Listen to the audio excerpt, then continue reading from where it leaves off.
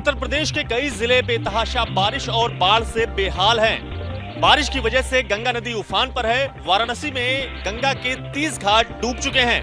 नमो घाट पर गंगा नदी की तेज लहरें डरा रही हैं। दशाश्वमेध घाट के गंगा आरती स्थल तक पानी पहुंच गया है। 80 घाट की पुराने आरती स्थल की जगह बदल दी गई है। वाराणसी में गंगा के खतरे का निशान 71.2 मीटर है।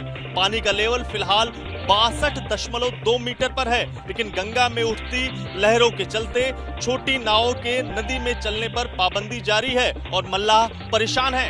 यहाँ पे तो अभी एक हफ्ते से यहाँ पे खड़ी है। परेशानी हो रही होगी, छोटे नाव के चलने पर रोक लगा दी गई, तो उसके चलते क्या नुकसान हुआ? उसके चलते बस यही नुकसान, हम लोग को खाना नहीं पा रहे, इसलिए एक जगह डब्बे में लगा कर पानी ठंडा पानी बेचेंगे। यूपी के बाकी जिलों में भी हालात एक जैसे ही हैं। सिद्धार्थनगर से लेकर गोरखपुर तक के कई इलाके पानी में डूबे हुए हैं। गोरखपुर में राप्ती नदी के किनारे बने गोरक्षनाथ घाट पर बाढ़ आने से लाशों का अंतिम संस्कार नहीं हो रहा है। अंतिम संस्कार के लिए लकड़ी बेचने वालों का अपना दर्द है।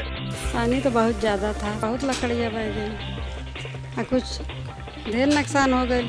अभी कोई फायदा नहीं मिला, अभी भी नहीं कोई न बाढ़ एरिया का सामान कोई चीज मिला, कुछ भी नहीं फायदा हुआ। यूपी के करीब 20 जिलों में बाढ़ का कहर है। अब तक 10 से ज्यादा लोगों की मौत हो चुकी है।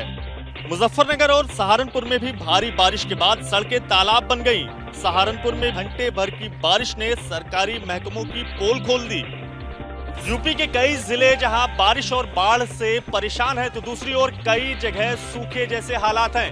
अंबेडकर नगर को तो सूखाग्रस्त जिला घोषित करने की मांग कर दी गई है। यूपी ही नहीं बल्कि एमपी, राजस्थान, गुजरात समेत देश के करीब 20 राज्यों में बाढ़ जैसे हालात हैं। महाराष्ट्र के ठाणे की तस्वीरें तो आपको हैरान कर देगी। ये जो समंदर सा नजर आ रहा है, ये सड़क है। ठाणे जिले के कल्याण, डोंबिवली, उल्लासनगर, बदलापुर, अंबरनाथ समेत सभी इलाकों का ऐसा ही हाल है। 12 से ज्यादा घंटे तक जोरदार बारिश हुई। निचले इलाकों में पानी भर गया। पानी में डूबी सड़कों पर गाड़ियां रेंगती रही। ठाणे के पड़ोस मुंबई की बादलों के आगे बेबसी थम नहीं रही है। नवी मुंबई में ठाणे के भीतर तक पानी पहुंच गया। पानी भर जाने से कामकाज ठप हो गया। वहीं भांडुप में जोरदार बारिश में मोबाइल टावर घरों पर गिर गया। गनीमत रही कि जान माल का नुकसान नहीं हुआ। गुजरात में आसमान से बूंदें आफत बनकर बरस रही है। राजकोट में 3 घंटों में ही 12 इंच बारिश हो गई, जिससे कई गाँव में बाढ़ का खतरा हो गया है।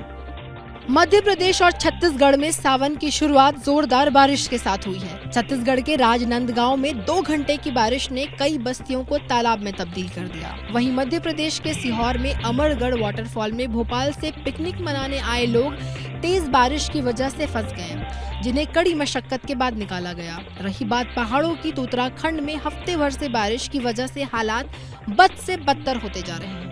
देहरादून में सुबह से जबरदस्त बारिश होती रही, जिससे निचले इलाकों में पानी भर गया। कई जगह तो सड़क पर नदी जैसे हालात दिखे।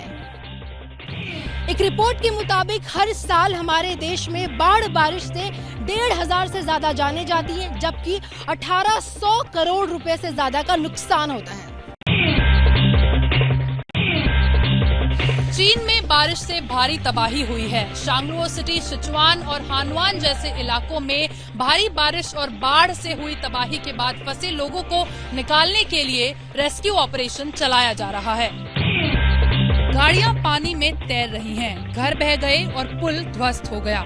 चीन में बारिश से हुई तबाही की कहानी ये तस्वीरें बयान कर रही हैं। भारी बारिश के बाद आई बाढ़ में चीन के शांक्सी प्रांत में पुल का एक हिस्सा ध्वस्त हो गया। पुल ध्वस्त होने से 17 कारें और 8 ट्रक जिंकियान नदी में गिर गए। हादसे में 20 से ज्यादा लोगों की जान चली गई। नदी में बहे लोगों की तलाश में 700 से ज्यादा राहत कर्मी जुटे हुए हैं। ड्रोन से भी लापता लोगों की खोज की जा रही है। सिचुआन प्रांत में अचानक आई बाढ़ में 30 से ज्यादा लोग बह गए। हानुआन काउंटी में बाढ़ से 40 से ज्यादा घर तबाह हो गए। बाढ़ से उत्तर पश्चिम चीन में हालात सबसे ज्यादा खराब हैं। कांग काउंटी में भारी बारिश को लेकर अलर्ट जारी किया गया है। For exclusive and insightful videos, subscribe to our new channel ABP Live Premium.